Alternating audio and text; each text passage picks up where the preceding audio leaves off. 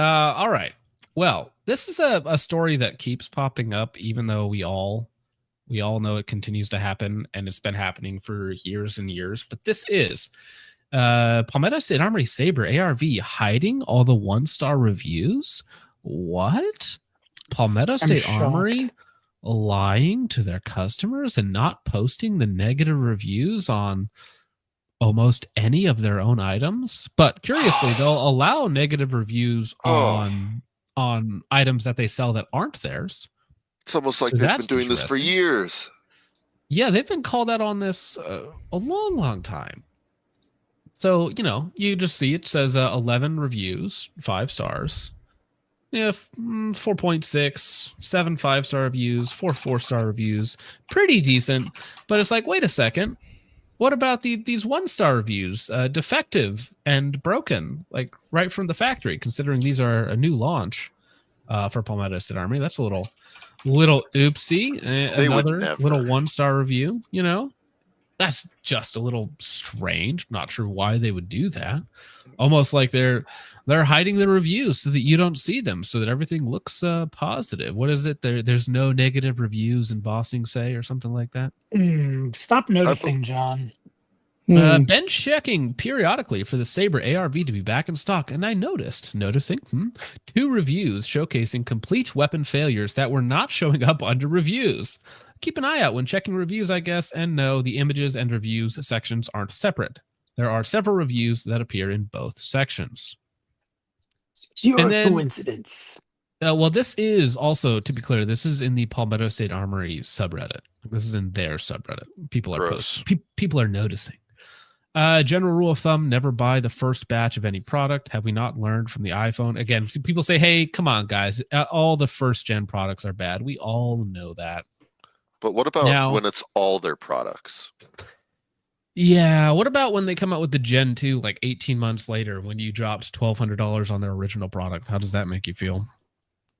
It does just make me feel great when you buy a product and then they say, yeah, we're going to obsolete that product and you spend $2,000 on an MPX and it's just going to make you. Well, actually, that's a good point, because SIG does, or I should say PSA does the SIG thing where they bring out new product, discontinue new product, bring out new product to replace old product, and then rinse and repeat every 18 months or so.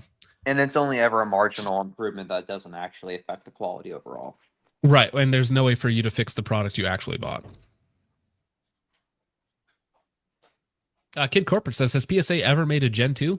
Well, considering they're on the GF5 for their AKs, and, I don't know how many generations you want to call their AKs, but they are, they came out with the Jackal Gen 1 and Gen 2, I think 18 months apart.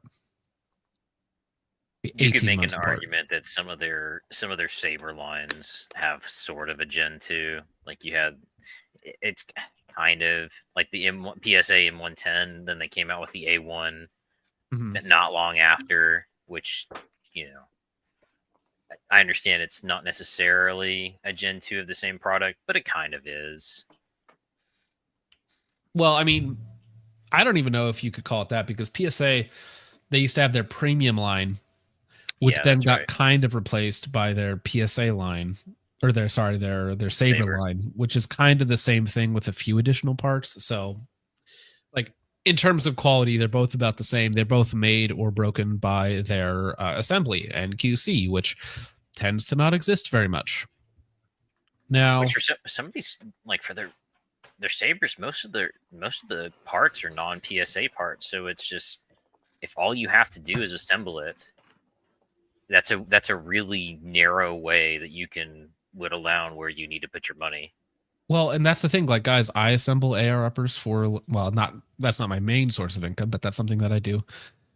It's pretty damn simple. It's not that complex.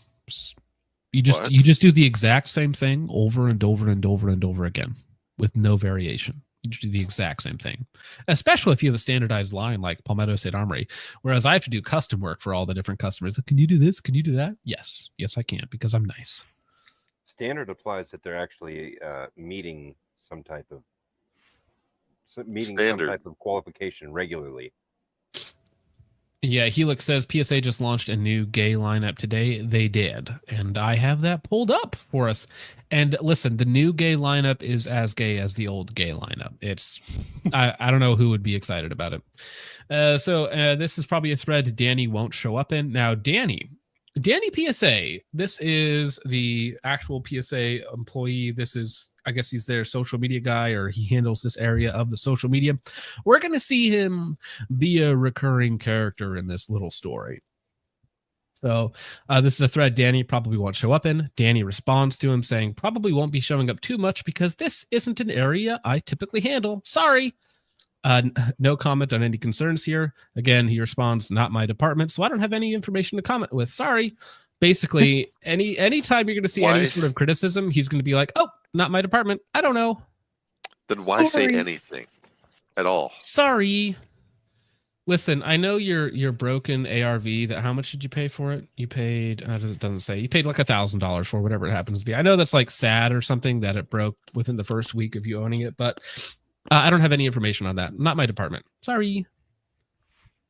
Bro, I'm so sorry that your gun blew up. Better luck next time. Yeah, they're $1,000, and then you have to pay shipping, and then of course. So this is a funny one too. So they said they've been doing this to my review for a couple weeks now. Didn't publish my negative review at all. I filed a report with the FTC. Good job. And I highly suggest you do as well. The more reports, the more the FTC can look into their review gating. Each offense is supposedly a $44,000 fine. Enough people report this, they get hammered with fines. And then Cuddle Bear, which I don't know if this is not the same as Danny, but Cuddle Bear says, can you post the review to this sub? I'd like to see it. That's not an official PSA employee. Or maybe it is. Does it say it is? I don't know why I think that it is. They have a weird little title under their name. Yeah, top 1% poster little badge. Yeah, I don't know if that means that they're actually a PSA employee, though, because Danny is, though, because Danny is an official PSA employee. Yeah, just a Reddit mod. Pay no attention. Reddit employees. Right. All right, but now we can get into the main thing, because we've known that PSA just deletes negative reviews all the time. They're not supposed to do that. You're not supposed to, I mean, unless somebody is lying about you, or there's probably some gray area there that you can get into, but you're not supposed to. You're not supposed to delete negative reviews from your own website. Which is why that's a no-no. Well, yeah, but I wish that there was an aggregate website that didn't suck for like gun components like there are for like movies or whatnot. Like you can go to any aggregator for movies, TV shows, even cars, right? Whatever it might be. But there's nothing like that in the gun industry where you can get good relevant info. Yeah. I mean, Reddit does it on some things. Like the Aero Precision subreddit is essentially a failure log at this point, and that's all it is. Yeah, but I wish there was a dedicated website for it. Gatton Tomatoes. If you want tomatoes, yeah.